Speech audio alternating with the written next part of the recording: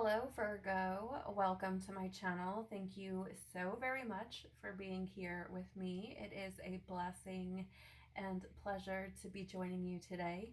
Please do trust that whenever you have found yourself here, there are likely to be messages within the contents of this video for you. I would encourage you to use your discernment. Take only what resonates with you and leave the rest for someone else. Before we dive into the messages that were coming through for you, I just have to share that I actually attempted to share this with you several times. For some instances, life was just lifing and I didn't have the opportunity to sit down here. But on other occasions, it truly felt as though there were so many different things that were trying to kind of prevent me, if you will, from sharing these messages. Perhaps it had to do with timing, right?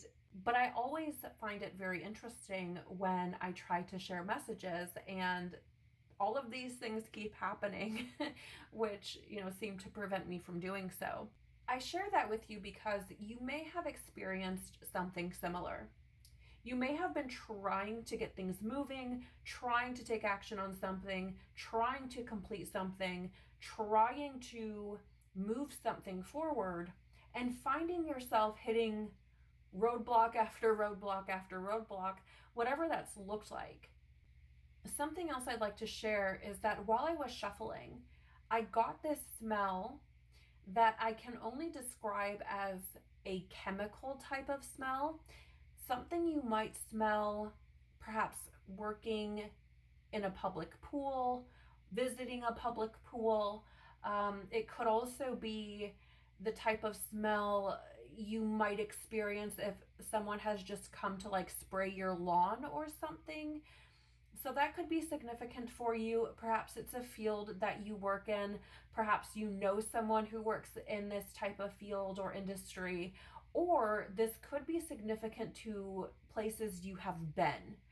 I don't know how that might be showing up for you, but I thought that was really interesting because I've only smelled that actually while shuffling the cards, and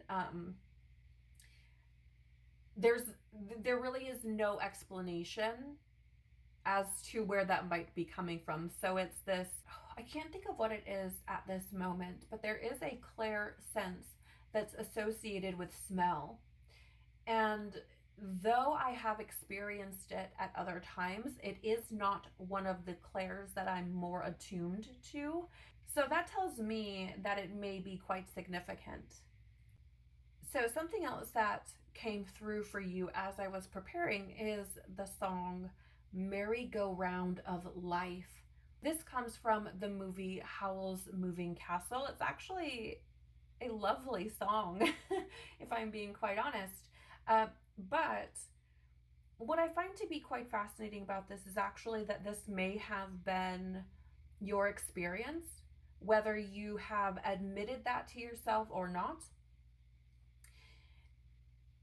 And the way that it's shown up is essentially very much like when you're on the playground, sitting on a merry-go-round, others are spinning it, and you're just sitting still or standing in the middle, if you've ever experienced that, right? So the message that I got there for you is essentially this, remaining still on an internal, inner world, soul, spiritual level, remaining the same, not really progressing, not really taking action, or not really moving forward, not really evolving, while the external world is changing.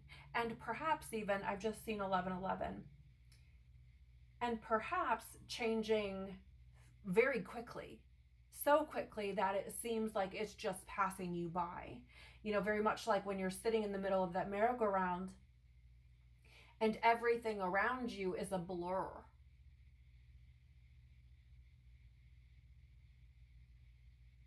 Perhaps you have told yourself that you're changing. Perhaps you've told yourself that you're moving in the right direction, etc., etc. I think this is really fascinating, especially if we consider what I mentioned about this feeling of hitting roadblock after roadblock while you're trying to move things forward. You know, it very well could be simply that the point of view that you've taken, the perspective that you have planted yourself in, is not the one that is actually creating movement, or that can actually create evolution and growth on an internal spiritual level. And as I'm talking about this, I'm actually getting another message here with regard to that more chemical type of smell that I was picking up on. You may have even tried to create growth and evolution artificially, meaning perhaps you have taken certain paths that do not actually create growth and evolution, but rather the facade of that.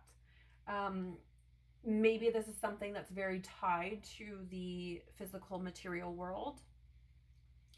For example, you know, it could look something like, and this doesn't have to be what it is for you, I'm just trying to paint a picture here. You could have bought into the whole idea that growth and evolution looks like, you know, amassing wealth, amassing physical things, right? You could have bought into this idea that that means that you've done something. And I'm not trying to say that creating a life for yourself is bad, okay? I'm not saying that at all. What I'm saying is that material growth does not equal spiritual growth, okay? That's all I'm trying to say. And so you could have found yourself getting caught up again in these patterns of like artificial growth, artificial evolution, you know, something that isn't actually going to grow you on a deep level, something that maybe isn't even good for you. In a similar way, immersing ourselves into chemicals in a pool, for example, maybe that's not actually the best idea we've ever had type of thing. Do you know what I'm saying? So it's just really interesting because there's this appearance of moving things forward, but you're actually not really going anywhere. Sitting on a merry-go-round, there's the illusion of moving, but you're actually just sitting still. And the merry-go-round is taking you for a ride, while the world is actually moving forward, is actually evolving. Does that make sense? And this is a really good segue into the initial messages that I had coming through for you. And those first came in the form of a song called I Need Help by Connor Price, Maverick City Music, and Taylor Hill featuring Nick Day. So two parts of the song came through for you, one being the chorus, which says, Jesus, please have mercy on me. Have mercy on me. Have mercy on my family. I got the weight of the world on my back. Feet on the table, my balance is bad. And the second verse, or part of the second verse, which says, got a lot of things I could confess to. I put it in a letter, but I don't know who to send to. Pride talk, that's my ego. Thinking I'm my own God. Yes, I had to dethrone. Thought I had it in control till I hit a steep slope.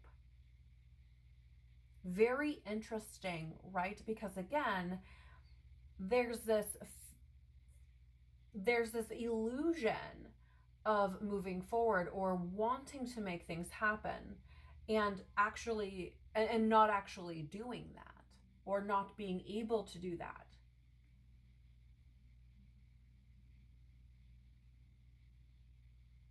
I got the weight of the world on my back. Feet on the table, my balance is bad. It is that imbalance. The imbalance between the worldly, the material, and the eternal, the spiritual. And what's really interesting about this, Virgo, is that if you've been here for any length of time and listened to previous videos for your sign, this is a conversation that we've already had. Got a lot of things I could confess to. I put it in a letter, but I don't know who to send to. Pride talk, that's my ego. Thinking I'm my own God. Yes, I had to dethrone. Thought I had it in control till I hit a steep slope. Trying to micromanage the universe, trying to micromanage life, trying to micromanage God, trying to make things happen the way that you think they should, the way that you want them to, versus aligning with divine plan, even if that makes you uncomfortable, even if that's not what you had planned.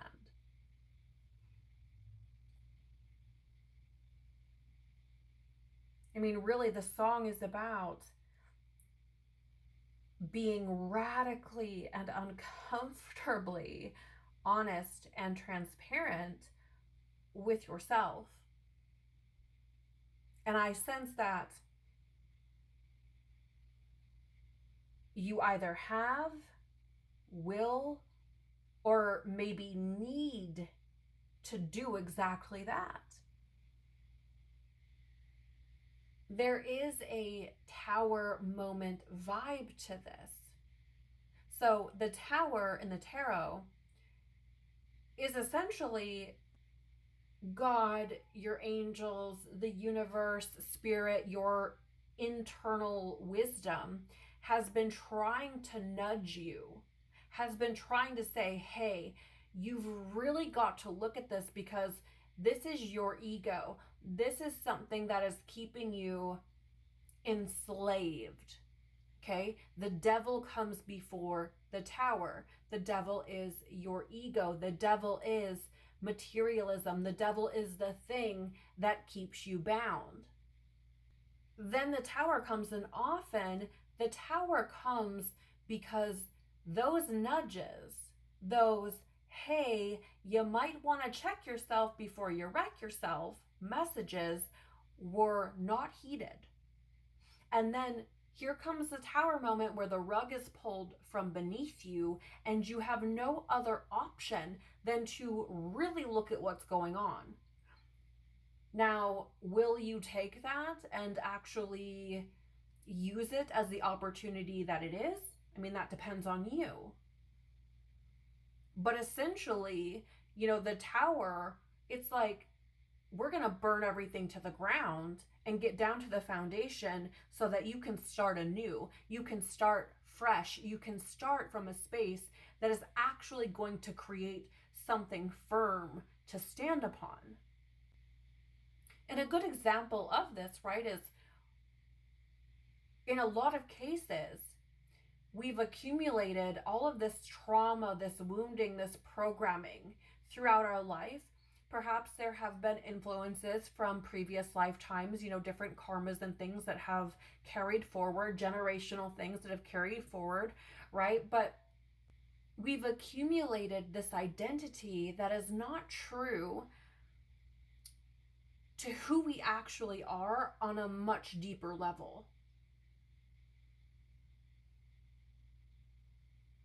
And so those called to spiritualize are asked to dismantle okay, to face the trauma, wounding, and programming that you have identified with and created this personality around, and called to face those things, to heal them, and to get down to, let's say, the bare bones of who you are and build from there. And this is a very painful process. Like, this is not fun, which is why over the course of that process, many find themselves having those tower moments, not once, not twice, not 3 times, but more times than they can count, because as human beings, we don't like to lose things. We don't like admitting we're wrong. We don't like change. We can be very stubborn. And so oftentimes we find ourselves going through these tower moments where it's like, you know, you were clinging to your ego too tightly, and we had to kind of slap you in the face with some truth so you would wake up and realize that this is not the way.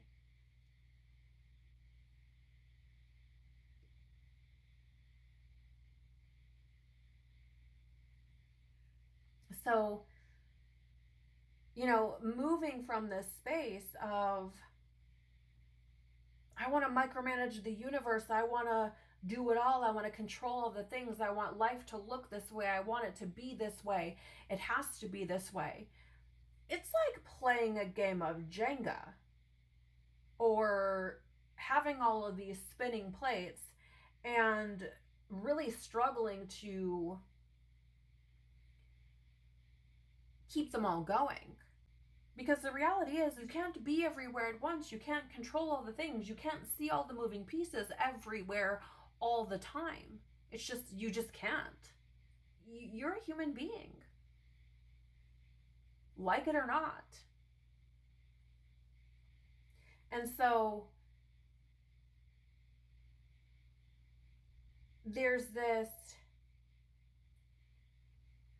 trying to keep things going, trying to keep up appearances, trying to keep things moving along, while essentially fading into the abyss. And it brings me back to, you know, that merry-go-round energy. And think of it this way. You could be sitting in the middle of the merry-go-round and someone can come and, you know, get you going round and round really quickly. You could be spinning very fast and they can just walk away. And there you are, sitting. There you are, not moving forward.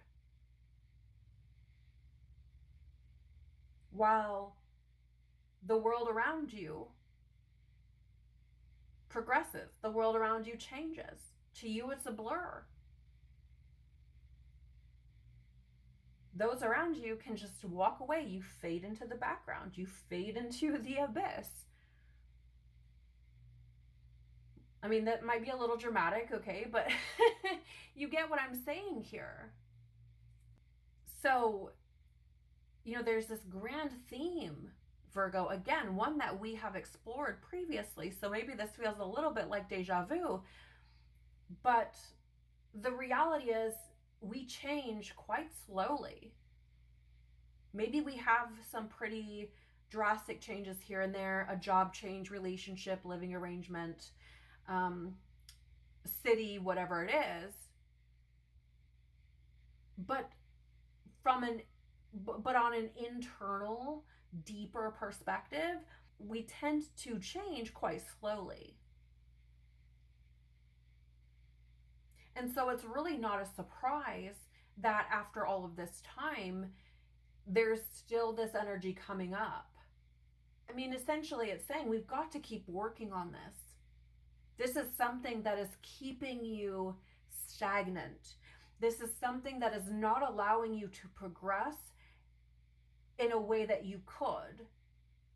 I mean, it brings me back to dethroning yourself,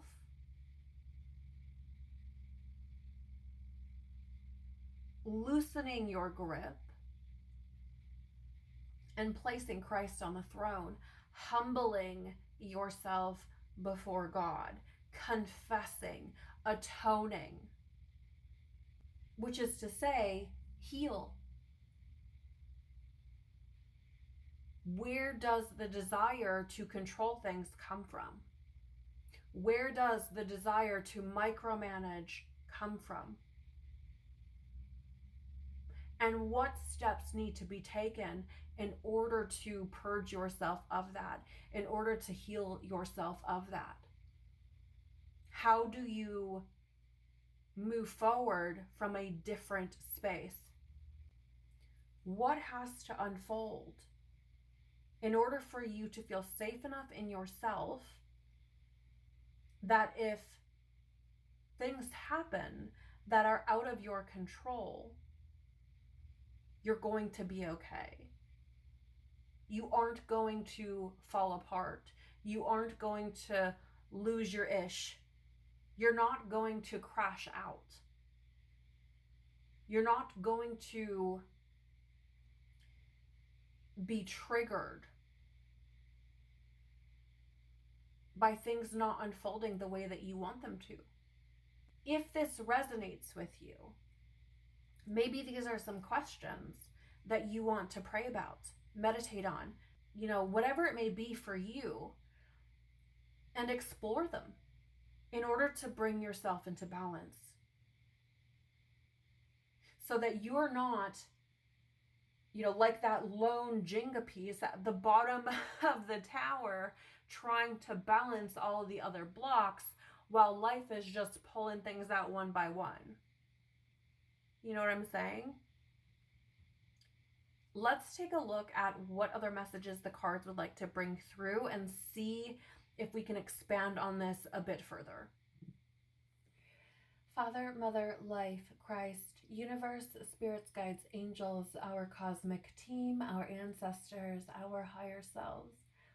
What other messages would be appropriate for Virgo at this time, please?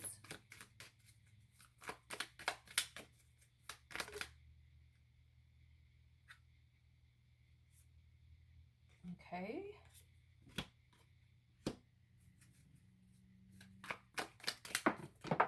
Oh, that's way too many cards.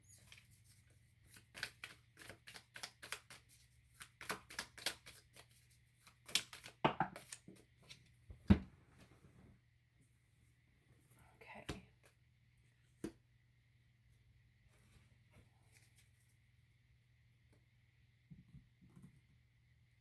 The first card you have is a Pisces, psychic, intuitive, dreamy. Maybe you have a lot of Pisces in your chart. Perhaps it's one of your big three. But I feel like this is coming through speaking very much about that balance between the earthly and the spiritual. As a Virgo, you're likely someone who is quite practical, quite logical, being ruled by Mercury. But there is this need for balance. There is this need to address, to acknowledge the more spiritual aspects of yourself, the more intuitive aspects of yourself. Perhaps you're someone who has considered the more psychic, intuitive aspects of yourself. Maybe you have a lot of very vivid dreams, but haven't really given it much thought, haven't really considered that this is a very real aspect of your life, right? There's a feeling here of almost fantasy, and I'm hearing Queen. Is this real life or is this just fantasy? There's a feeling here of being maybe so enmeshed in the physical, in the material, in the earthly, that you struggle to believe anything that is not that, anything that doesn't seem practical, anything that you can't analyze and get results from, anything that feels like you can't study it in a lab or, read some scientific article about. anything that hasn't been proven by modern science, you may just tend to write off. And I just want to side note here that that stance is very Ahrimanic in nature. Ahriman is this force, this being that we experience both internally and externally. We have to be very conscious of these forces that are working through us and within us and around us. And the more that we understand them, the more that we can put them in their proper place. There is a sculpture that was created by Rudolf Steiner where he shows Christ in the center, and he is keeping at bay the Luciferic and Ahrimanic forces. We're not meant to, let's say, defeat the devil or defeat Lucifer. We're meant to put them in their proper place and to essentially tread the middle path, which is Christ. Okay, and it's interesting that all of this is coming up, of course, because, you know, during the time of Christ, the symbol for Christianity was the fish. And here we are with this Pisces energy showing up, okay? So it is acknowledging the spiritual. It's not just writing it off as woo, as fantasy, as delusion, as, you know, some kind of nonsense. There is a practical approach to spirituality, and it is in the form of spiritual science or anthroposophy. Maybe you want to explore that further, maybe you don't. The choice is obviously yours. But it does seem as though, Virgo, there is a call for you to bring balance between these two worlds within your experience, within yourself. And perhaps, to take that a step further, this has been showing up in your dreams. Your intuition perhaps has been pulling you towards these things.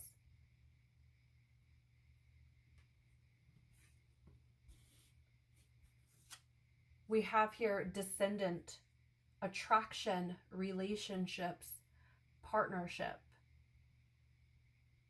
Interesting that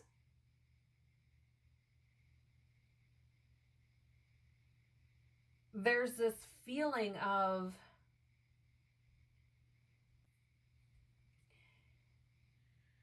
it's odd because there's this feeling of avoidance. There's this feeling of like brushing it off, of like, you know, scoffing at it or what have you. But there could be those around you who are getting more in touch with this spiritual aspect, or you could be attracting people who take their spirituality very seriously.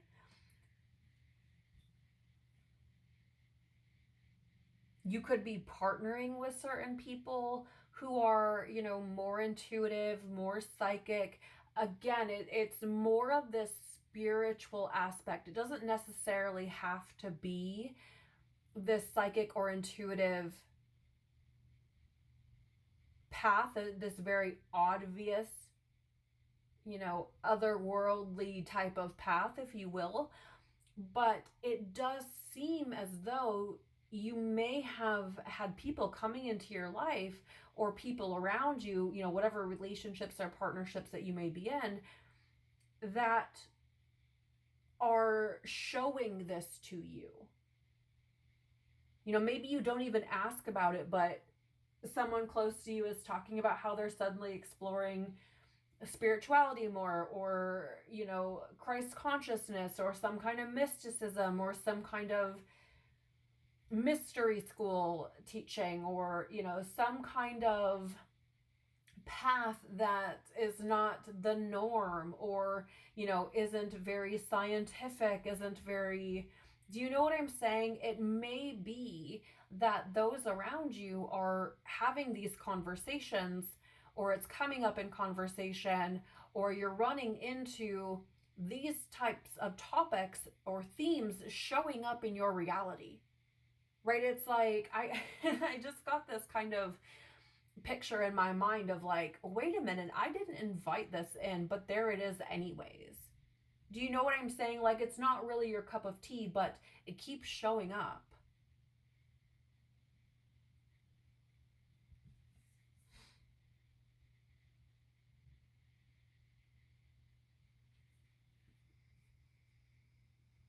And what that's essentially doing is, it's essentially spirit working through other people to try to get your attention, to try to invite you into a new way of thinking, being, that sort of thing. Like, I feel like that's kind of how it works. Many people have experienced, myself included, what are called dumb channels, which is essentially, the angels using other people to show you something. Maybe you had a dream about Christ or some kind of spiritual thing, and then all of a sudden someone at work or a friend or, a family member, whatever, is then talking about something almost identical to that. You're like, whoa, wait a minute, what is going on here? It's trying to get you to open up to these ideas, to explore them further. Chiron, core wounds, vulnerability, potential through pain. You may actually have some trauma, wounding, or programming around spirituality. This could come from religion, right? Because certainly your more dogmatic religions, especially with regard to Christianity, are usually turned off by the more mystical side of things, the more occult side of things. And I don't mean occult in a negative sense. It's just the more hidden things, the lesser known things, the more esoteric, right? Your more dogmatic practices tend to, shun that and really turn away from it.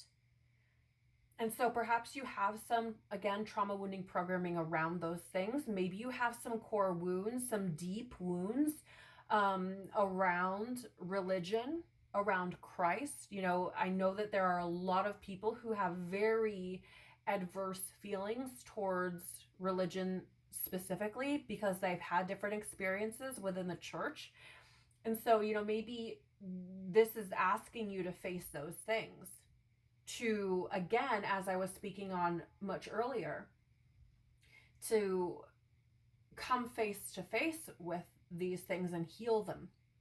Because we've built up this idea of what certain things are based on our traumas, based on our wounds, our programming around these things. Once you start to learn and understand things apart from whatever trauma, wounding, and programming that you have experienced, it can be quite painful. And it's not that learning the truth is painful. It's that separating yourself from the lie is painful.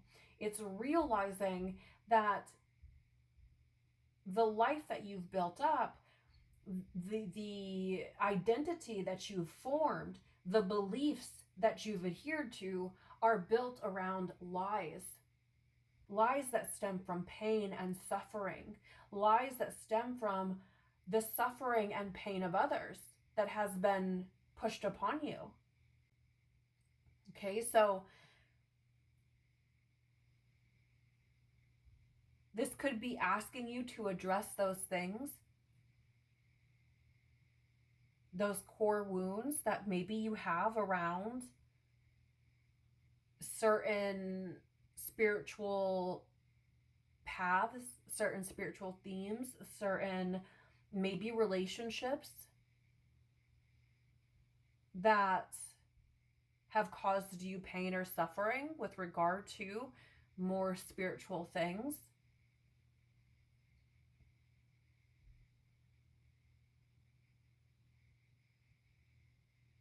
But apart from that, Chiron is essentially the wounded healer, and we all, on this journey of spiritual evolution, have to come to terms with our wounds, have to face them, have to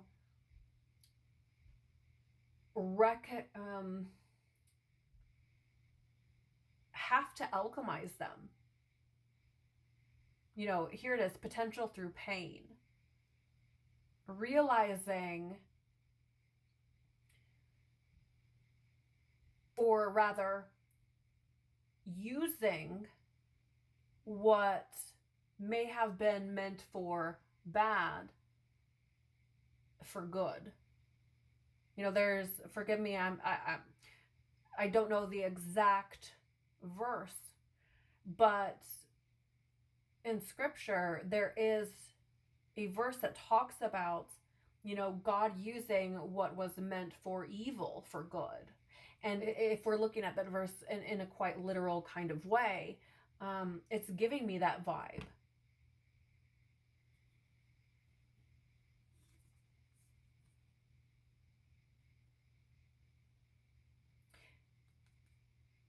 Another thing about this Chiron energy that's coming through is Chiron was essentially, if I remember correctly, abandoned by his mother and felt very outcast, very unwelcomed, felt very set apart, felt very isolated, misunderstood, that sort of thing. And I get the feeling here that perhaps this may be another kind of standard by which you look at spirituality and you're like, wait a minute, if I explore these things, if I even open myself up to them slightly, what are the people around me going to think? What is my family going to think? What are my friends going to think? Will I be outcast? It's essentially, here's the thing, okay? This process of individualization asks us to pursue our own path, whatever that looks like, without hesitation, without fear of what our family, friends, culture, society, etc. may think. That's what it means to be an individual. And we have gone through, much, we have been we've become very accustomed to the tribal group think experience. And if we're looking at this from a space of wounding, what happens in the tribe? If you're different, you're cast out. And then you're all on your own, and you've got to survive on your own in the wilderness with no one watching your back, all these sorts of things, which could be very dangerous in times past, right? Especially when we're talking about things like lions and tigers and, alligators and all these different opposing tribes and things that would potentially, threaten your life. I mean, not to mention the elements and the survival rates of being in a tribe is significantly higher than if you're, by yourself in times past again, right? So we have this kind of programming where not being a part of the tribe is bad.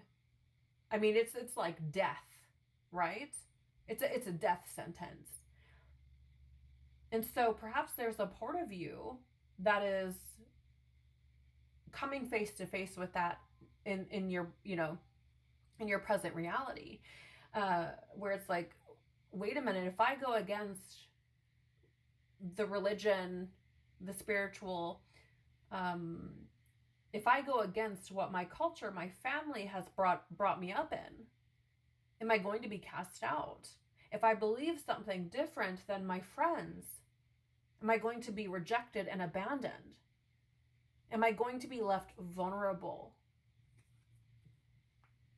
But, this is a part of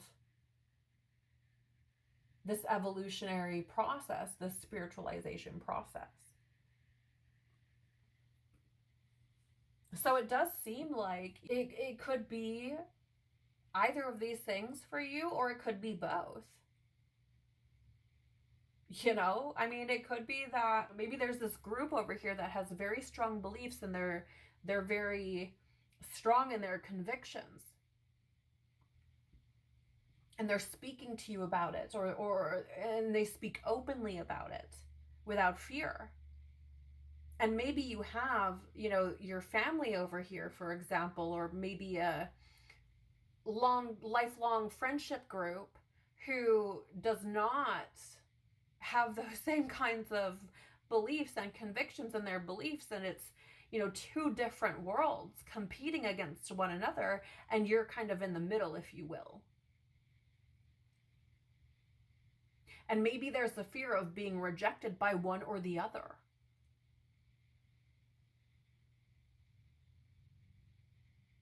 And maybe this is coming up to encourage you to go your own way, Fleetwood Mac, okay? To explore what feels true for you, what aligns for you, and to pursue that path, to explore it further. I'm not saying you have to decide your beliefs right this minute.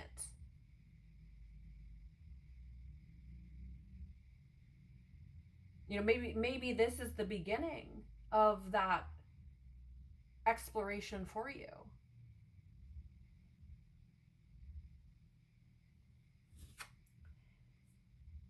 You cannot make this up. We have square, competition, tension, disharmony. Right? So again, it's this feeling of the former life, beliefs, understanding of the world, and the current beliefs, understanding of the world competing with one another. Or as I said, it's like, being in between these two different worlds while you're in the middle trying to figure out what you want to do. The old ways of being competing with the new. And here's the thing, Virgo. It feels like you're standing somewhere between the past and the present.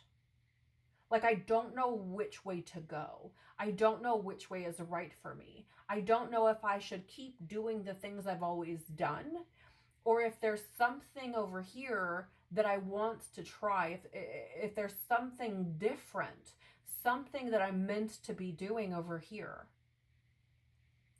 It feels like there's this push and pull. Maybe you've experienced things over the years, especially since, let's say, 2020, that have positioned you between this old way of being and something else. Maybe it has brought up a lot of questions within yourself. And so there's these competing realities. The old versus the new, whatever that looks like.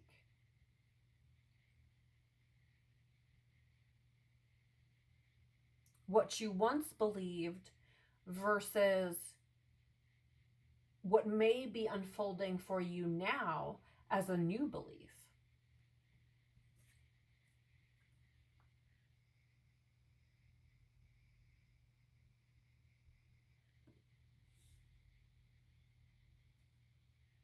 So the question here seems to be, Virgo, which side of the fence are you going to choose? Because you can only sit on the fence for so long. And from my perspective, in my opinion, the fence is no longer safe. It hasn't been safe for some time. I mean, really, those more nefarious, darker forces, they seem to have a lot of, they seem to have a lot of influence on the fence. So, of course the choice is yours. But I do feel like there's a choice here. Anyway, what else, please?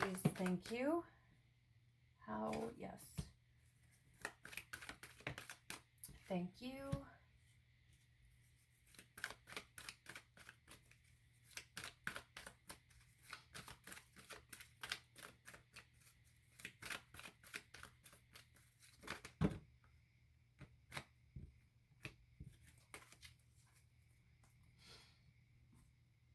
All right, first out here we have for you, are you kidding me?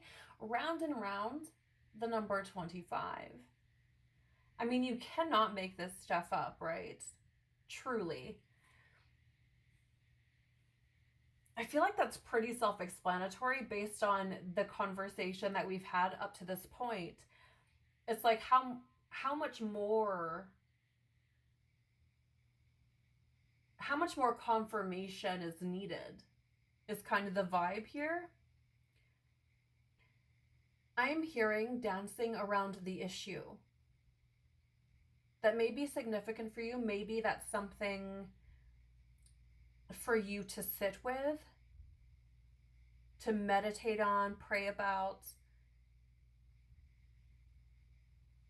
Maybe it takes a couple of days for those pieces to come together on what this is actually referring to specifically. But, I mean, come on now. It's like, for how long are you going to allow the wheel to take you for a ride? Just going round and round and round.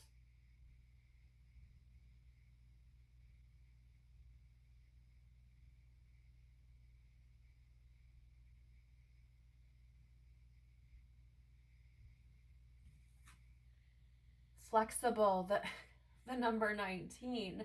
I mean, really, cannot make this up.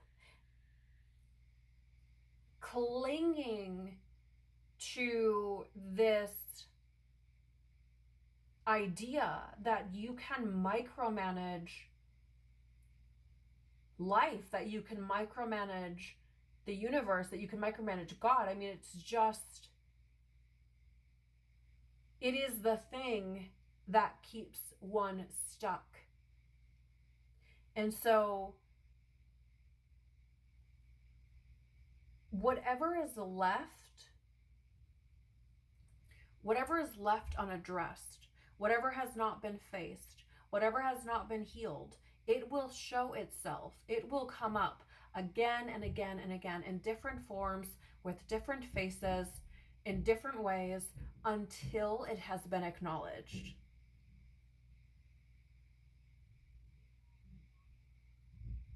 And I feel like this is what is being expressed here. To get off that wheel, to start moving forward, there has to be this release. There has to be this flexibility, this willingness to allow life to happen, to allow life to unfold, and to essentially ride the wave, as it were. There has to be this acceptance that things are not always going to look the way that you think they should. Because the reality is, what is meant for you, truly, you may not even be able to imagine what that looks like. You know, it's bringing this picture that I often see on socials in different ways. But one that I've seen more recently is, you know, essentially like, oh, my plan for life is like 3 roses. God's plan for my life is like a room full. Do you know what I'm saying? It's like sometimes the things that sometimes the way that we envision our life being, what we think our life should look like, is peanuts in comparison to the plans God has for our lives. And even if we don't understand that, even if we can't make sense of it, that doesn't mean it's wrong. Even if it doesn't make sense from an earthly, worldly, materialistic, financial perspective, that doesn't mean it's wrong.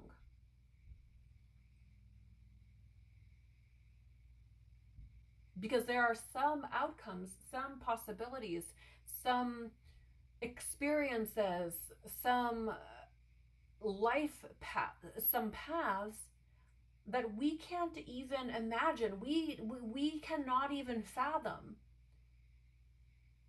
from our current perspective, especially if we're operating from our trauma, wounding, or programming. You know, it's really kind of like this. If you throw a bird in a cage and tell it it can't fly, it believes that it can't fly. Even if you open the door. It's giving me the same kind of feeling of a tribe living in the jungle or the Amazon or something somewhere, and they've never been exposed to modern life as we know it. You know, running water, electricity, phones, TVs, airplanes, cars, you know, all these different things. They've never been exposed to these things. And not realizing that there's this whole world out here that is like this. You know, I don't know how many of those tribes remain to this day, but it's giving me that kind of vibe. If you're living from your trauma, wounding, and programming, and you think that you are this way, and it's the only thing you've known, and so this is what you believe about yourself and the world, you cannot, from that level of consciousness,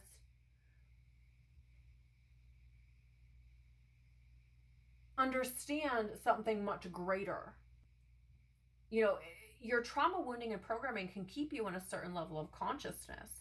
And not until you start to break free from that do you see things differently.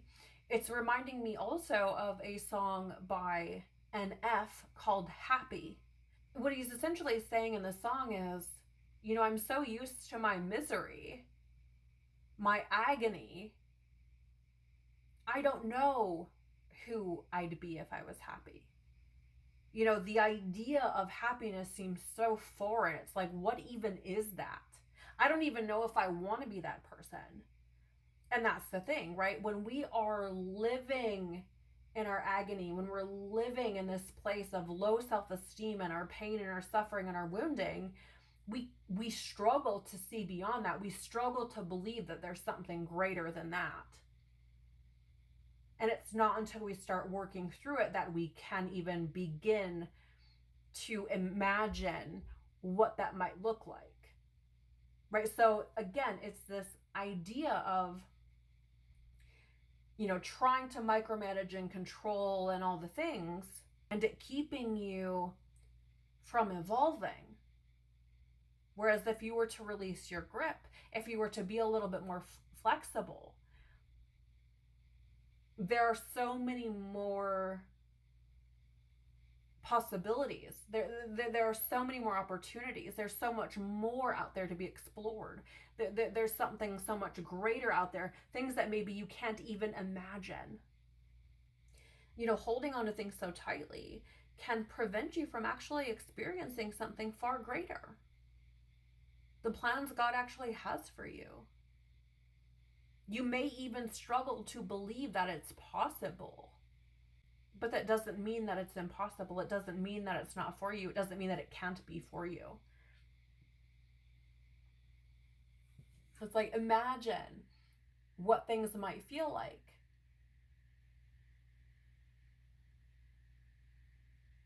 if you had this clean slate. if you didn't have the fear of abandonment or rejection or being vulnerable or not being in control. Okay, what else do we have here? Oh, my Lanta.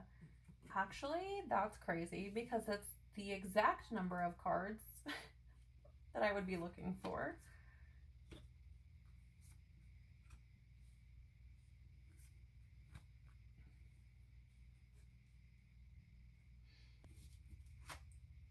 Seven of Cups.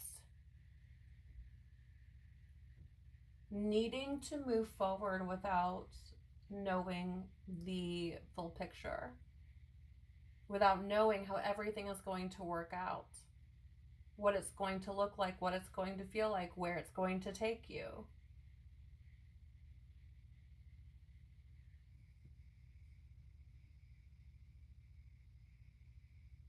You may not have all the answers right now, but I don't think you're supposed to. I feel like you're probably somebody who likes to have a plan, likes to have things figured out, likes to know where things are going, likes to know how things are going to play out, or at least have a pretty good idea of what that might look like. And I feel like right now you're being asked to trust something greater than yourself.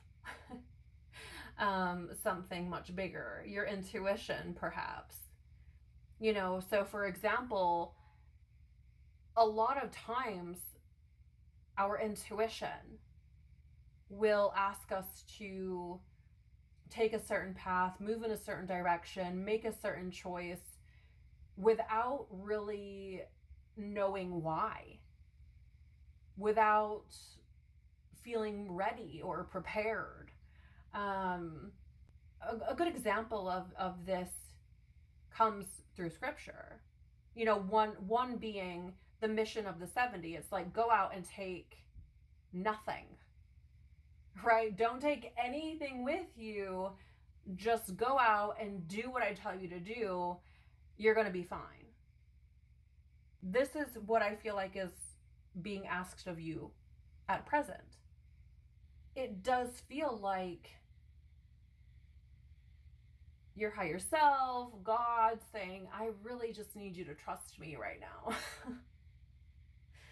I really need you to move forward without really knowing how everything's going to play out or what it's going to look like. Ace of Pentacles. I really need you to trust me. I really need you to move forward without knowing how things are going to turn out, and trust that there will be opportunities waiting for you. Trust that there will be opportunities available to you, new beginnings for prosperity. Right? You may not understand what it's going to grow into, where it's going to lead, but the seeds have been planted. Trust that there's new opportunity there for you. A new beginning. An opportunity to grow. So regardless of where it takes you, it is the opportunity to grow. It is the opportunity for a new beginning.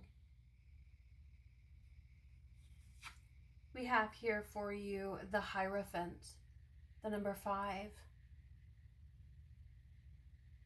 Certainly there is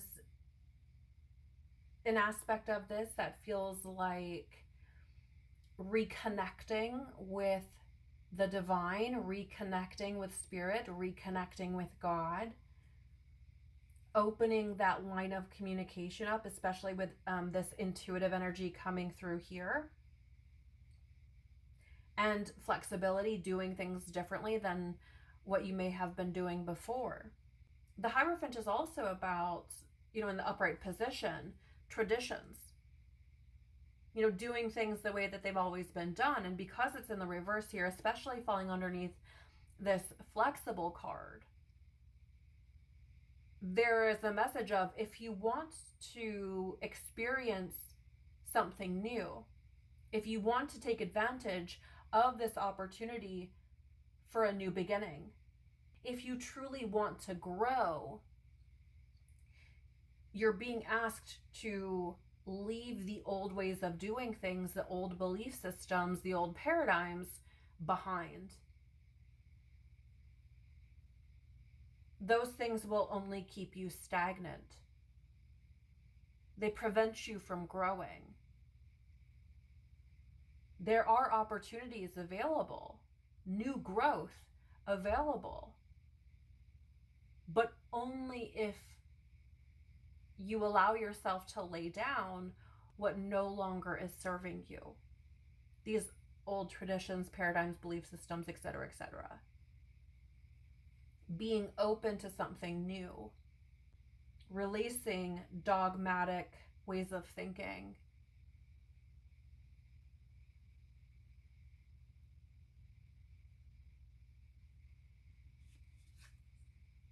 Two of Cups.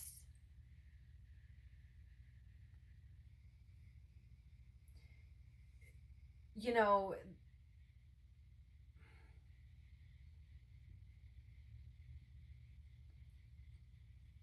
the number synchronicity here is just wild. We do have 20 with Imagine and then 2 here with the Two of Cups. There's something interesting about this message where it's almost like, let's have a conversation here. Look at what you've been able to accomplish, what you've been able to overcome, what you've been able to do, relying on yourself. Imagine what you could do if you were to collaborate, if you were to unify, if you were to come together in love with God. Imagine what would be possible if you were able to accept, to love the parts of yourself that have experienced the most pain, the parts of yourself that are most vulnerable, the parts of you that are most afraid. Imagine if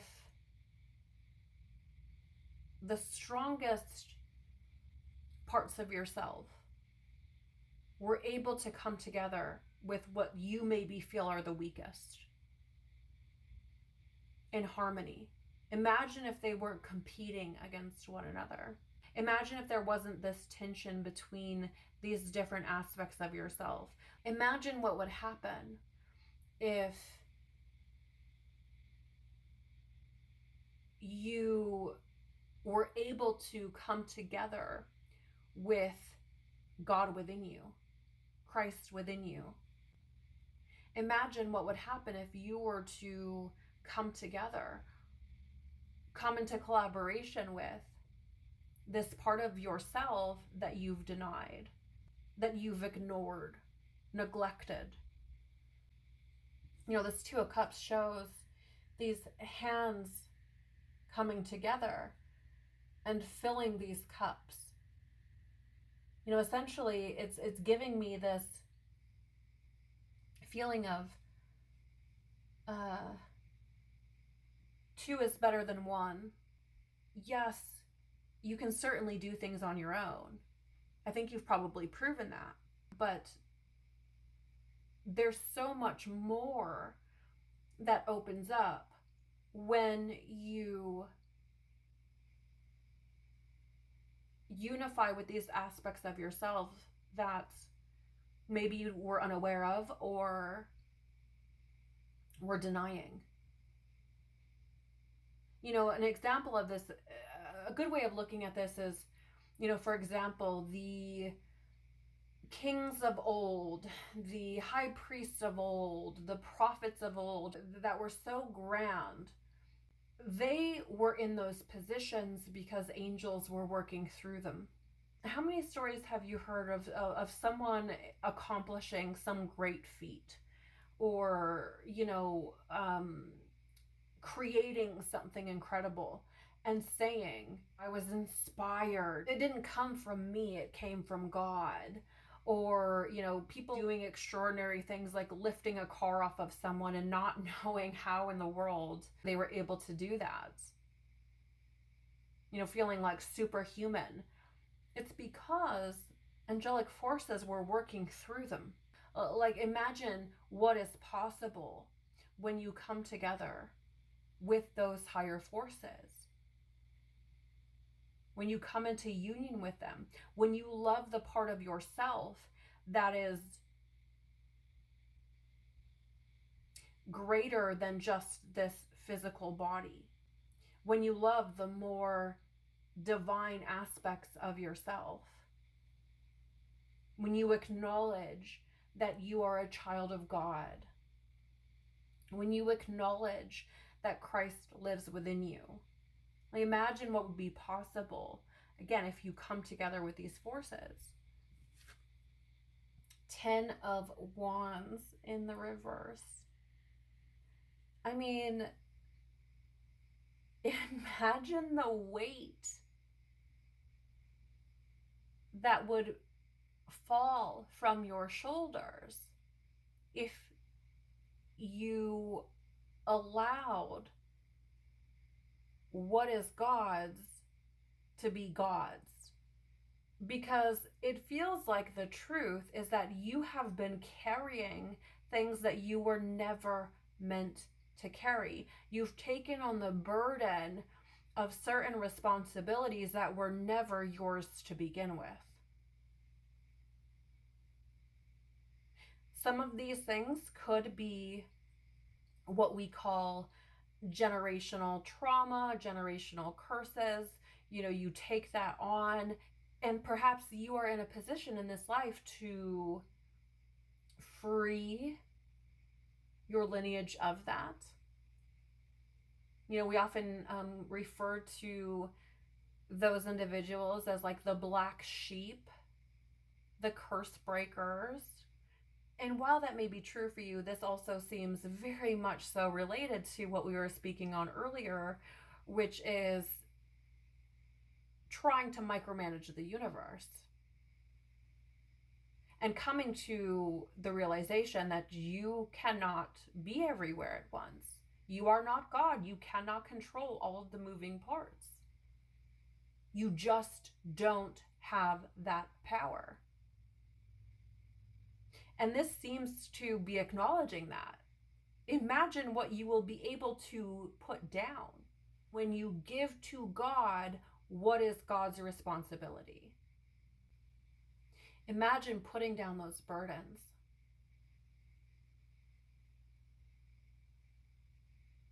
What is the verse? Come to me, all who are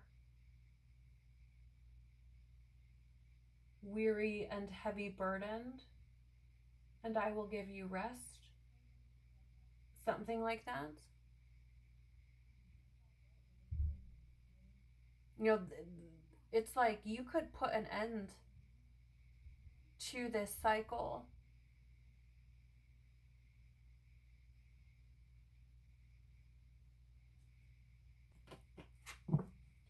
Bottom of the deck is the Page of Pentacles in the reverse.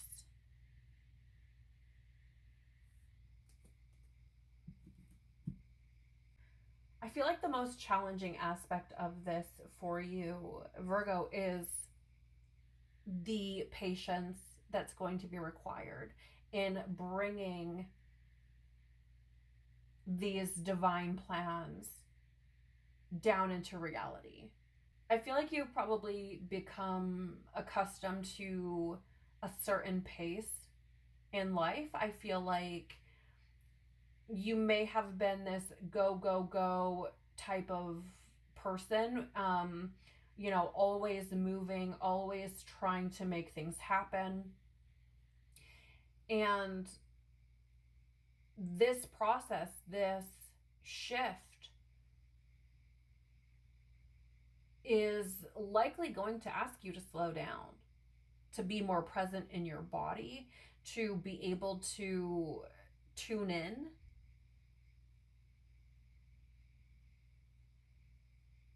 in order to hear God, if you will, in order to hear your angel, In order to hear your guides, in order to hear your intuition, you have to learn how to slow down. You have to learn how to be still. You have to learn how to quiet yourself, still yourself, your mind, your body. And I feel like that's probably going to be one of the biggest challenges for you. It's kind of reining yourself in, being patient, slowing down, allowing things to unfold, to evolve, to develop in the way that they're meant to versus how you want them to, right? This transition from trying to micromanage the universe to allowing the universe to do what the universe does, allowing God to do what God does, allowing things to unfold at the pace which is actually for you, which allows you to evolve in a healthy way. I feel like that's going to be the challenge. We have the Hermit here as well at the bottom of the deck beneath this Page of Cups. And I mean, here's the thing. Living life at, 100 miles an hour, go, go, go, doesn't give you the opportunity to discern what's what is truth, what is lie. And in order to be able to identify what trauma, wounding, and programming you've built your identity up around, there has to be this permission given to slow down, to actually feel that.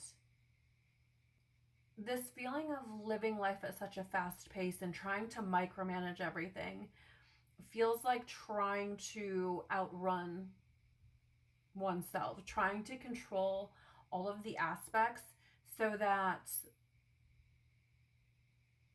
they're in trying to avoid pain and suffering, avoid discomfort, right? Not being still long enough to actually feel the things come up, to actually have to acknowledge whatever's going on beneath the surface.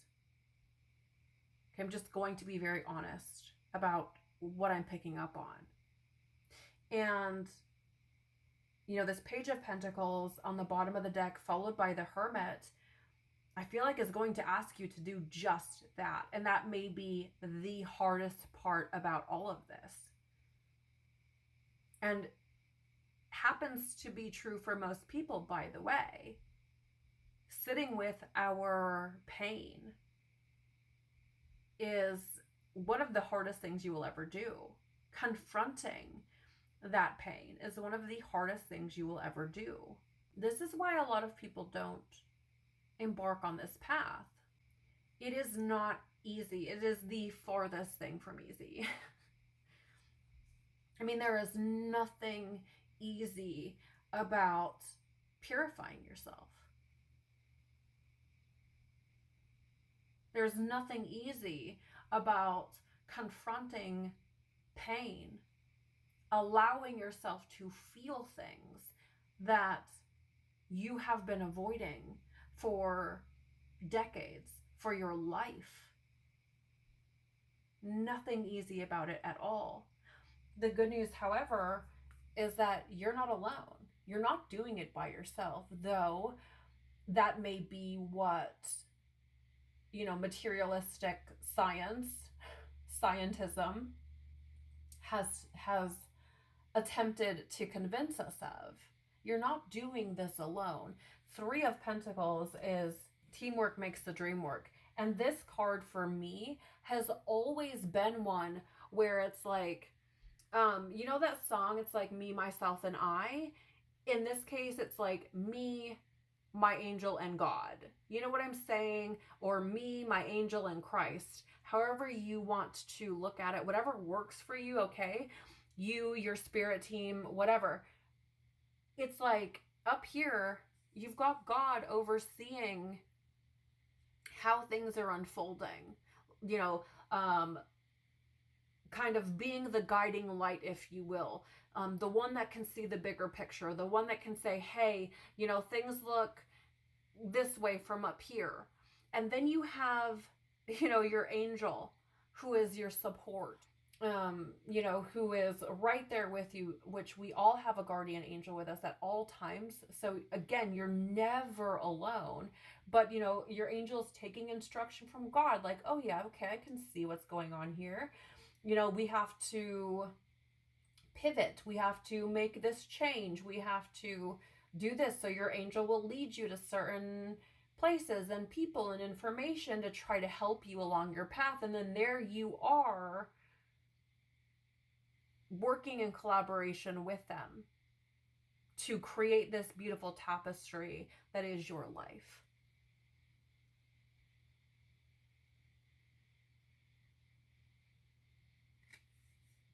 You know, it's like, here we are at the bottom, and here are angels kind of like a little bit higher than us, and then there's God at the top, right? All working together so that you can become who you are meant to be. But in order to do that, in order to, let's say, complete that tapestry, if you will, we have to be willing to tune into that instruction, to acknowledge it, and to move with it without maybe understanding why, because we don't see things from the same perspective that God does or that our angel does. And a lot of times we're too close to it. And we're stubborn AF, okay? So it's, what is the song? Oh my gosh, it's a Bastille song. And oh yeah, it says, we don't know what's good for us, because if we did, we might not do it. I mean, that's just the reality, right? Like, we like to think that we know all, and we don't. And so that's where that trusting comes in. You know, that's where that taking action, that's where that moving forward without really knowing how things are going to turn out or where they're going to go or why we're doing it fully comes in. That's where faith comes in.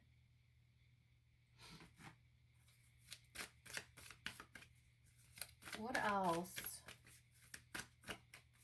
What else, please? Oh my Lord. Okay.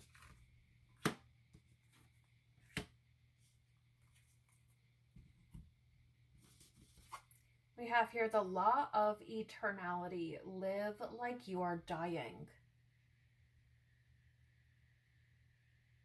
I feel like diving into the guidebook for this card. So let me just find the message here.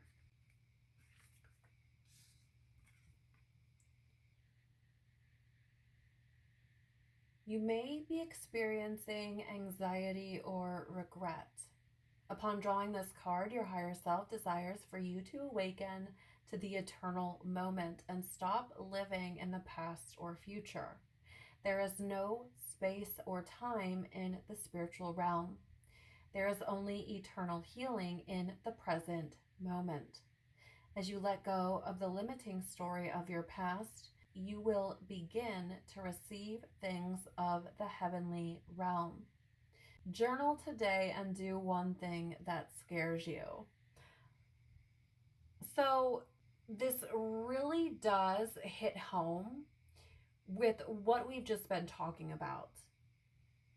Okay, living life at 100 miles an hour, perhaps trying to escape the past, you know, trauma, wounding, pain, suffering, whatever it may have been that you've experienced, really trying to stay ahead of that, as it were, while also, trying to micromanage God, trying to micromanage the universe, and trying to control how things unfold as you move forward.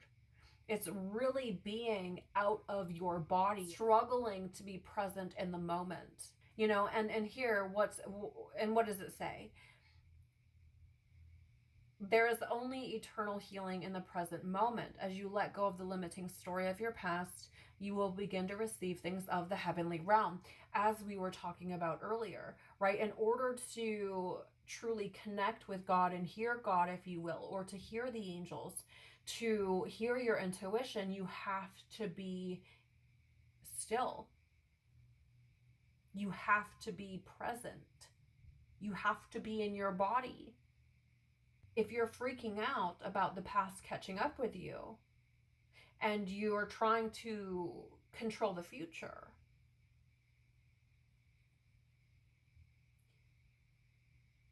there's no space for the present. There's no space for God, Christ, the angels, your intuition to speak to you. It's really a call to face your fears, and certainly that is easier said than done. I'm not going to argue that at all, but it is asking you to face your fears. And it does seem that one of perhaps your biggest fears is stillness.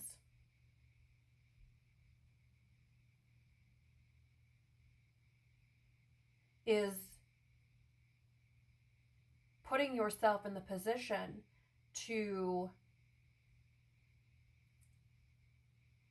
let's say, let the past catch up with you, to feel the things, and to allow the future to be what it's going to be, to let it unfold, to be still while it unfolds.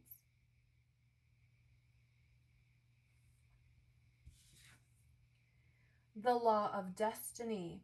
It's written in the stars.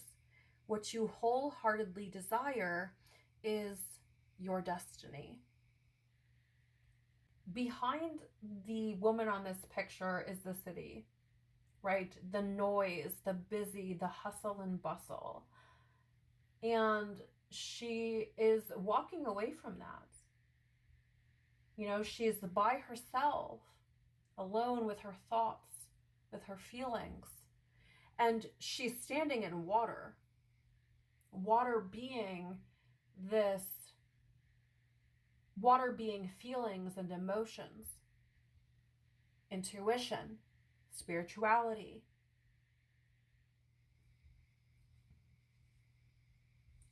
Water also representing flow, or being flexible.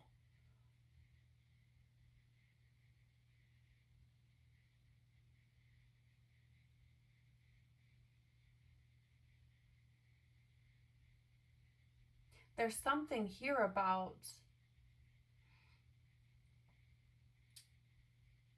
the path that aligns you with your destiny, if you will, the plan God has for you,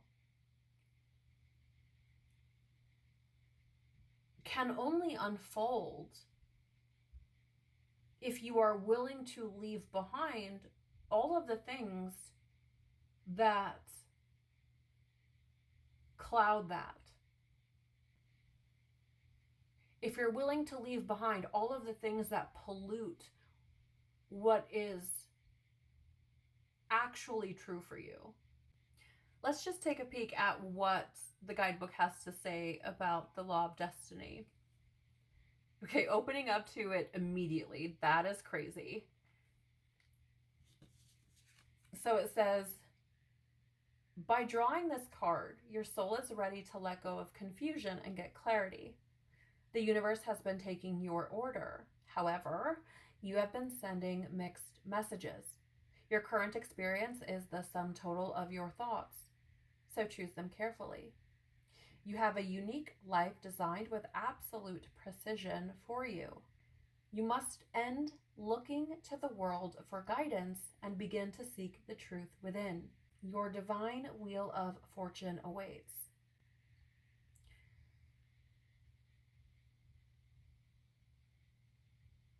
I feel like a big part of this for you, Virgo, is looking to the world for guidance. Looking to the world. How do I say this? It does feel like maybe you've been living according to the world. Okay, so what is the... Gosh, there's a lot of scripture coming through for you. There's that whole, you cannot serve two masters, right? You cannot serve Mammon and God. It's giving me those vibes, right? Because it's like living according to what society, what your family, what your friends, what religion, what culture, whatever fill in the blank has taught you, right?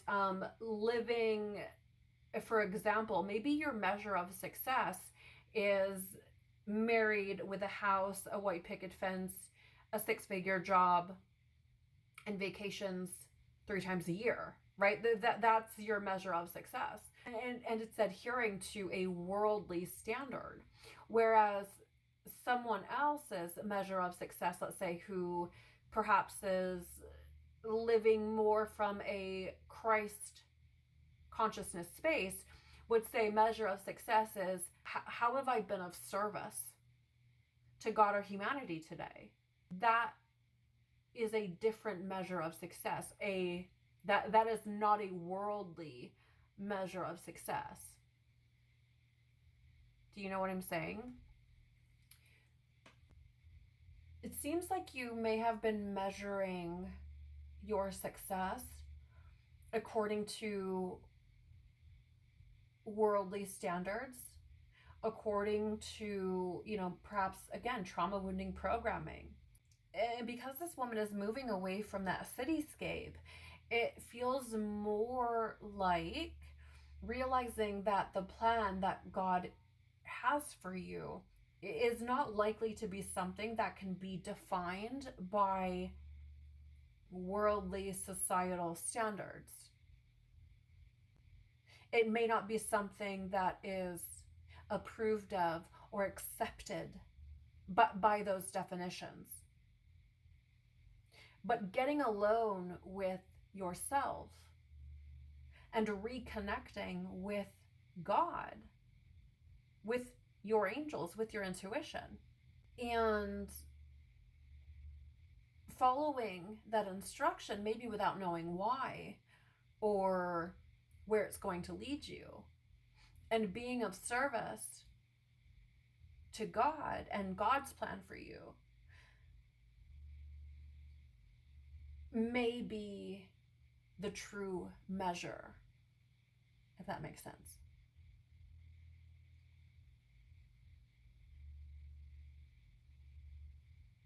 Right, so what I mean by that is what you have viewed as your destiny, as God's plan for you, may have been polluted by your trauma wounding and programming. And in order to open yourself up to what God truly has planned for you, your true destiny, if that's what you'd like to call it, is to get away from that pollution.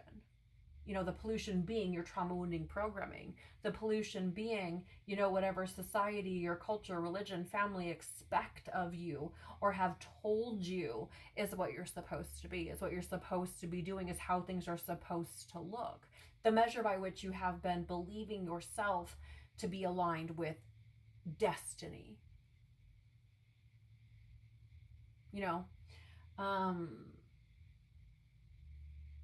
I'm supposed to have, this house with 4 kids and a spouse and this kind of car in this neighborhood, making this much money a year, going on this many vacations, having this type of clothing, right? Measuring God's plan for you by worldly standards. that seems to be the pollution, right? And so in order to truly know, or in order to open yourself up to God's true plan for you, it's like you're asked to get away from the pollution. You're asked to separate yourself from the noise, to get still. Okay, let's get some final messages for you, Virgo.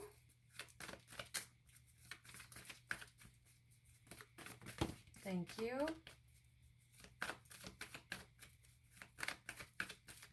Thank you. Thank you. All right. So we have here to start higher heart activation, dropping shields, divine love, your heart is healed.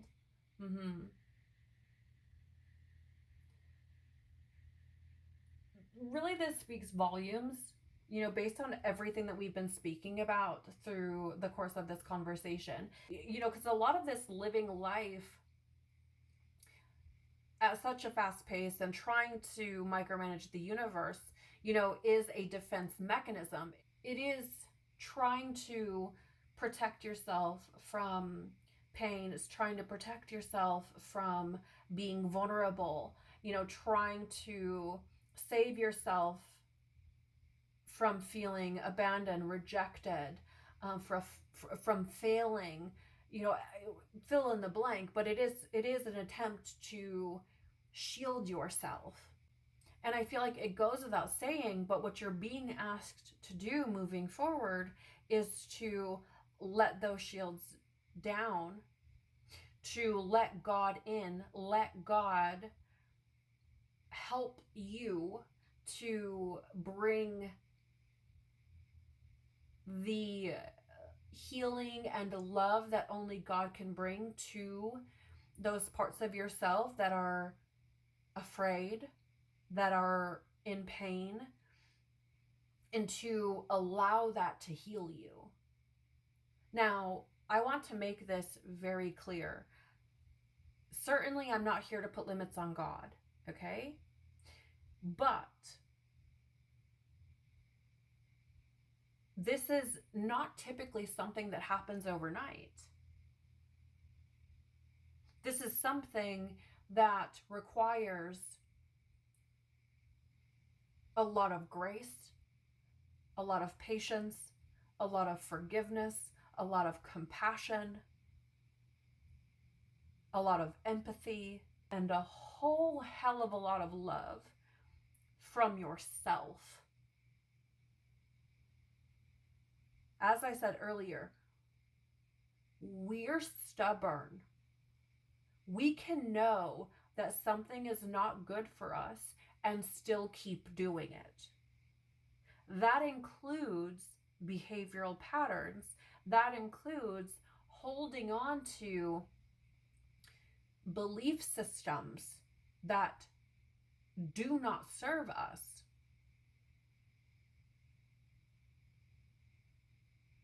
And as I said earlier, this will probably be one of the hardest things you ever do. But imagine the relief that comes when you can stop running and can put those burdens down. Inner Earth base chakra, strength and security, laying foundations. We talked about that tower moment earlier, you know, where it strips you down to essentially the foundation and asks you to build again. This time in truth. This time much stronger than you did before. You know, so this dropping shields and letting divine love in to do what only divine love can do and heal can open this door over time to healing that root chakra, that base chakra, to lay this foundation where you're building from a place of safety, security, and strength in exactly who you are. Not who you're pretending to be, not who you've been told you should be, but who you actually are. And what's really wild is how when you start doing this, when you really start to peel back the layers of your trauma, wounding, and programming, it is shocking how much of what you thought was you is not actually you. This is very surface level, but there are songs that I could have played on a repeat 10 years ago and loved for an hour. There are shows that I would watch religiously, movies that I would watch over and over and over again. And once I started healing, I have zero interest in them at all. As a matter of fact, if you were to turn on some of those songs, like, it would sound like nails on a chalkboard.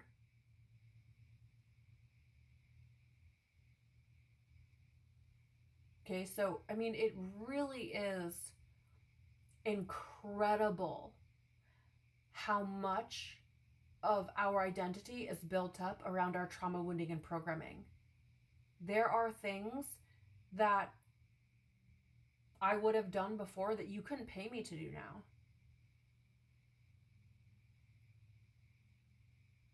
Okay?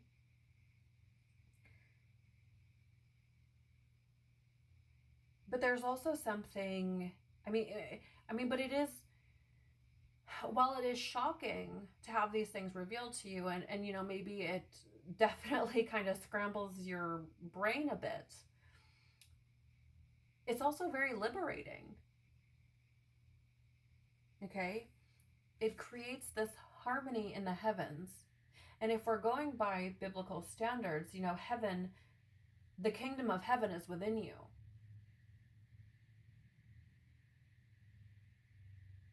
Because here's the thing,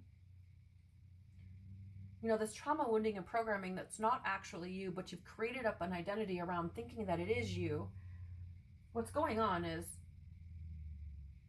it's in this disharmonious, competitive state with who you truly are at a very deep level. Okay? Which, if we get down to the nitty-gritty, who you actually are is a child of God. So what's going on is essentially these identities are at odds. They're competing with one another. It's like tug of war. But when you allow that divine love in and you start stripping away and healing these things that made you feel unsafe in yourself, that made you feel insecure in yourself, that made you feel powerless,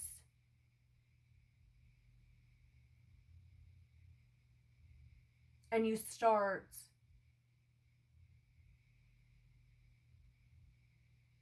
coming to terms with the truth, there's this harmony that's created. You're no longer fighting within yourself. And there's this unity that starts to take place within you. It feels like coming home.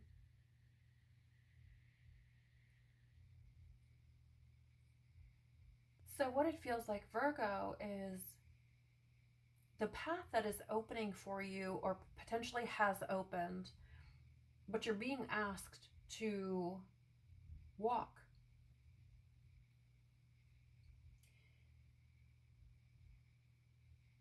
Is the one that allows you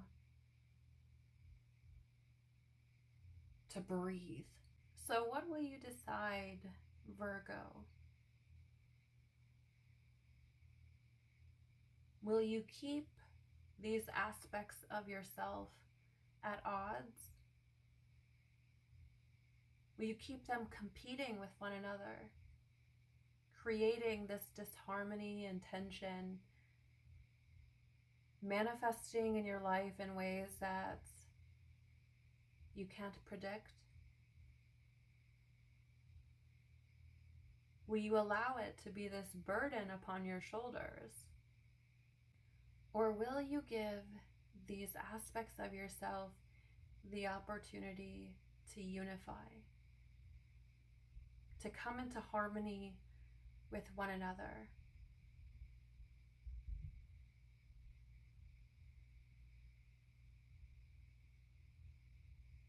The choice is yours. I want to thank you so very much for being here with me. Again, it has been an absolute privilege to be here with you. I pray that these messages have helped you or resonated with you in some way, shape, or form. Take care of your healing, growing, evolving soul. Peace be with you and within you, and I hope to see you in another chat. Bye.